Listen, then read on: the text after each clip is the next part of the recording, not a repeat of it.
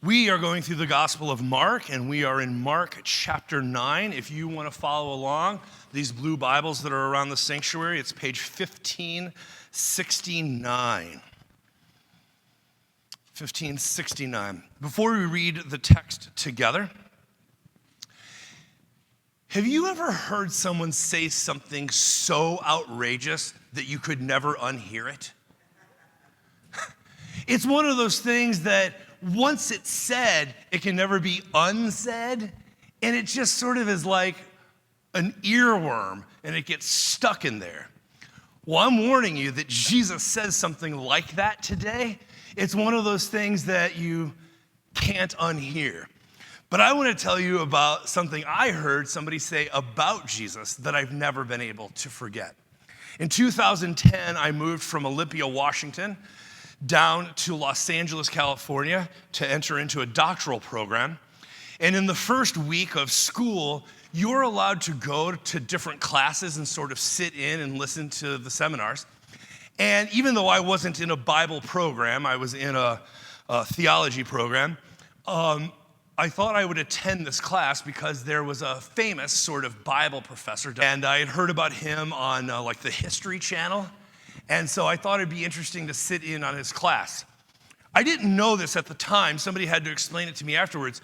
But Professor McDonald doesn't necessarily believe that Jesus was an actual person, like a historical figure, but more like a comic book character, a Greek hero. And he paraphrased this old saying, and he said something, and it bothered me so much when he first said it. I've never been able to shake it. It's like it got into me. He said, Jesus is such an amazing character that if he had never existed, he would have needed to be invented. I'll say this again.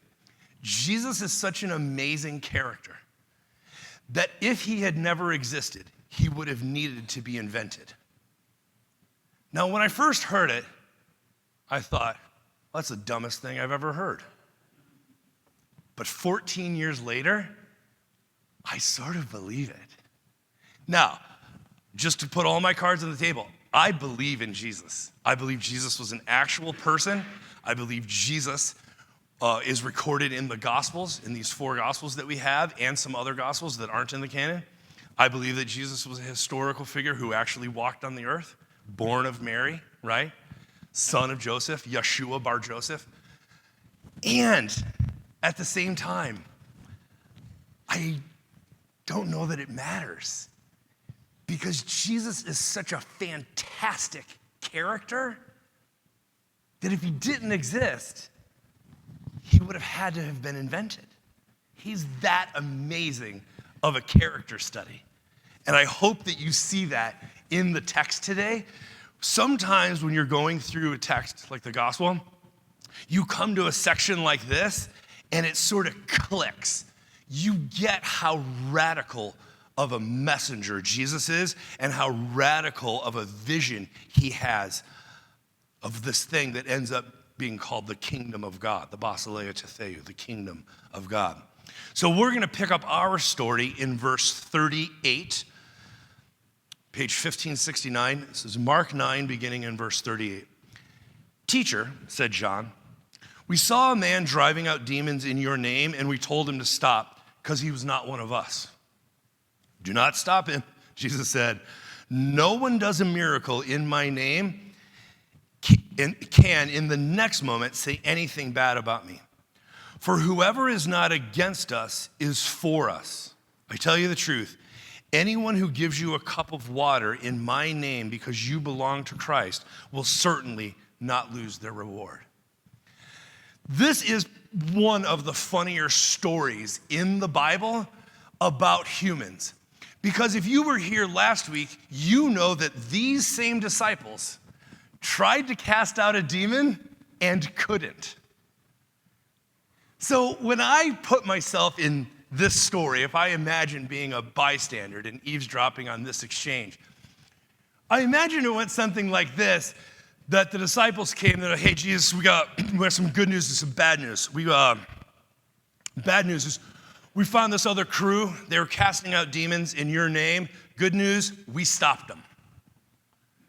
And Jesus says, oh, hold on, guys, can we, I just want to be clear on this.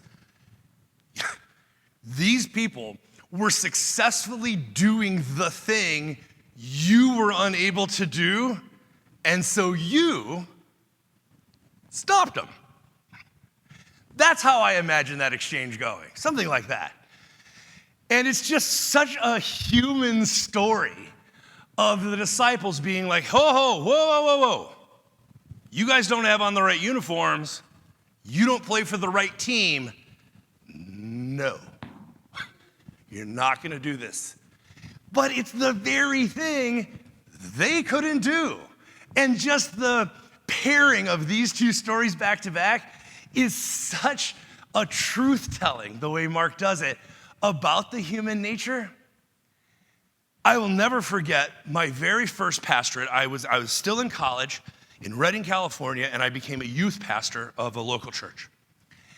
And one of the things that happened is, it was a larger church, and my pastor and his wife, they took us out as staff, and we were the new people on staff, and they warned us about some people in the congregation. And they kept using this weird motion. They kept doing this. Like, they want you under their thumb, right? I didn't even know what this motion was. I had never seen it before. So it was like, they want you under their thumb. They're controlling. But the irony is that in the years that followed that, we found out that actually the pastor and his wife were quite, And it was one of those moments as a young person where I realized that this is a thing that oftentimes when somebody warns you about somebody else, they're also telling you something a little about themselves. I see lots of nodding. I notice it when I go to like a dinner party and there's a big mouthed person who takes up all of the airspace. And as I'm driving home, I'm complaining that they dominated the conversation, never shut up, even though there were 6 of us. They did half of the talking. And you know what I'm really saying? I wanted some of that airspace. The reason it bothered me so much was because I had some stories I wanted to tell. Right? Whenever you do that, you're also sort of confessing a little bit. When you're complaining, just be careful because you might be confessing at the same time. The disciples here, they don't like that these guys can do what they can't under their teacher's name. They're wearing the wrong uniform and they play for the wrong team, and we don't like that they're better at it than we are. So the disciples stopped them. Whew, this story hurts. Because sometimes it's possible, whatever your profession is, or your family life, or your physical goals, or whatever it is, for me, being in ministry, sometimes you see somebody who's doing something maybe admirable, and you're a little bit jealous of them, but then you realize, like, I can't complain about it, or I'm gonna expose, like, that I'm not willing to pay the price. It's like when I see a guy with a flat stomach, and I complain, and I go, look at how that guy's shirt fits him. Must be nice. And then, I have people in my life who will tell me, hey, big guy, you could do a sit-up or not eat 2 double cheeseburgers. I'm just saying. The disciples do not like that this crew did something they were unable to do in their teacher's name, so they stopped them. And then Jesus says this really weird thing. If you think about the first century and how cutthroat it was, he says, if they're not against us, they're for us. Whoa, that's a different mentality. Now, admittedly, I don't know why Luke, in his telling of the story, he actually has Jesus saying it both ways. In Luke 9, Jesus says, the one who is not for us is against us. He says that in, chapter 11. And in verse 9, Jesus says it this way. Matthew does the same thing. But we're not in Luke or Matthew, so I'm going to leave that alone. For our purposes, in Mark, Jesus says, if you're not against me, you're for me. I love Jesus. I love that Jesus redraws the boundaries. This is always, by the way, my favorite moment in an alien movie. You know when aliens evade for outer space? Suddenly all of the us versus them rivalries of countries and governments melt because the us versus them changes. It goes from being, we're Americans and you're, say, the Chinese, or, we're for democracy and you're communists, or whatever it is. But then when the aliens come, all of a sudden the lines get redrawn of who's us and them, and all of a sudden it's humanity. That's the us. And the aliens, that's them, right? But Jesus does this. Jesus redraws the line and says, I don't even know what you're drawing that they're on the other side. I don't know if you noticed, but they did something you couldn't do in my name. How are they them? That's us. We still struggle with this. At least I do. And whether you're really into politics or you have some issue that you're really passionate about, education or some social issue, or whether it's a religious thing and you're territorial about those people coming to your door, whatever it is, this us versus them thing, it haunts us because it saturates everything in our minds and hearts. Are they us or are they them? Are they on our team? Are they working for us or are they working against us? It just permeates everything if we're not careful. And Jesus says, no. If they're not against you, they're for you. And then he makes it real practical. If they give you a cup of water,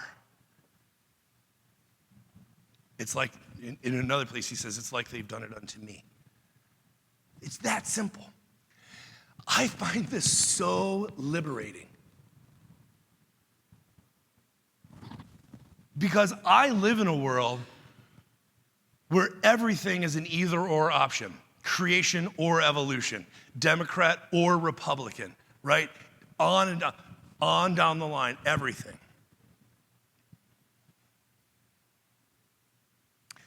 To redraw or reimagine the boundaries in this way is an invitation into a different way of being in the world. That I don't have to say, are they wearing the right uniform and do they play for the right team? I say, are we getting the right things done? Are we giving water to people who are thirsty? Because if that's happening, that's my team. What a liberating way to live. If they're not against me, they're for me, baby. If we're walking in the same direction, we're on the same team. If we get the right things done, I don't have to interrogate you about your doctrine or your convictions or your voting record. If we're doing the right stuff, then we're on the same team. I love this. I told you, if Jesus didn't exist, he would need to be invented. He is such an amazing character. He thinks such a different way, not just from the first century, but from the 21st century.